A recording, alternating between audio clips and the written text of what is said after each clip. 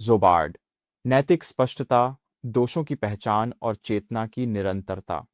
ओ सेउ और ओ इन्फर्नो के दूसरे भाग में प्रस्तुत जोबार्ड की आत्मा की गवाही आत्म सच्चाई के साथ आध्यात्मिक स्पष्टता का एक मूल्यवान उदाहरण प्रस्तुत करती है। आदर्शीकृत कथनों के विपरीत जोबार्ड स्पष्टता के साथ प्रस्तुत होते हैं, अपनी व्यक्तिगतता, अपने विचारों और सबसे बढ़कर मृत्यु के बाद सीमाओं और दोषों को पहचानने की क्षमता को बनाए रखते हैं।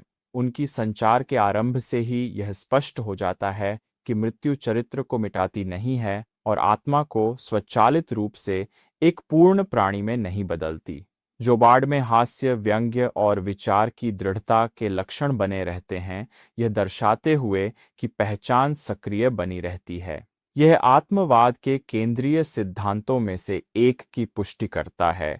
शरीर की मृत्यु तुरंत चेतना की नैतिक स्थिति को नहीं बदलती। आधुनिक गहन मनोविज्ञान इस फिनोमेनो को समझने में मदद करता है। व्यक्तित्व केवल शारीरिक शरीर का एक साधारण उत्पाद नहीं है, बल्कि यह जीवन भर में निर्मित एक संरचना है जो मूल्यों, विश्वासों, भावनाओं और सोचने के पैटर्न से बनी होती है। जब शरीर काम करना बंद कर देता है, तो यह संरचना गायब नहीं होती। यह चेतना की अभिव्यक्ति के रूप में बनी रहती है, अब भौतिकता के फिल्टर के बिना। जोबार्ड अपनी कमियों को स्वाभाविकता के साथ स्वीकार करता है, न तो विद्रोह और न ही इनकार। यह बिंदु महत्वपूर्ण है। आध्यात्मिक दुख स्वयं में गलती से नहीं, बल्कि इसे स्वीकार करने में प्रतिरोध से उत्पन्न होता है। जब चेतना स्पष्टता के साथ उस चीज को स्वीकार करती है जिसे अभी सुधारने की आवश्यकता है, तो सीखना संभव हो जाता है। यह स्वीकृति पहले से ही एक महत्वपूर्ण नैतिक प्रगति का प्रतिनिधित्व करती है।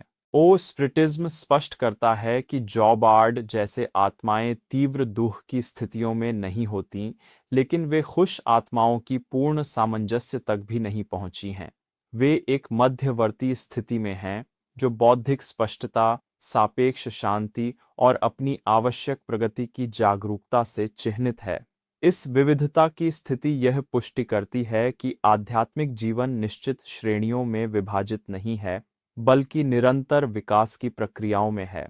आधुनिक विज्ञान इस तर्क को मजबूत करता है, यह दिखाकर कि चेतना के विकास में अचानक कूद नहीं होती। जीव विज्ञान, मनोविज्ञान और सीखने में विकास चरणों में होता है। आध्यात्मिक चेतना भी इसी सिद्धांत का पालन करती है। यह अनुभवों को समाहित करते हुए, उन पर विचार करते हुए और अपने आंतरिक पैटर्न को संशोधित करते हुए आगे बढ़ती है। जॉबार्ड के गवाह के एक और महत्वपूर्ण पहलू में मृत्यु के प्रति भय या अत्यधिक आश्चर्य की अनुपस्थिति है। यह दर्शाता है कि जीवन में बौद्धिक और नैतिक तैयारी सीधे तौर पर इस बात को प्रभावित करती है कि आत्मा नई स्थिति को कैसे समझती है।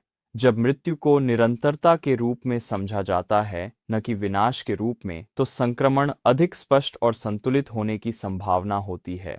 जॉबार्ड यह भी दर्शाते हैं कि केवल बौद्धिक ज्ञान पूर्ण नैतिक उन्नति की गारंटी नहीं देता, बल्कि मृत्यु के बाद स्पष्टता को आसान बनाता है। सोचने, विश्लेषण करने और अपनी स्थिति को पहचानने की क्षमता आत्मा को नई वास्तविकता में बेहतर स्थिति में मदद करती है, जिससे भ्रम और अनावश्यक दुख से बचा जा सके।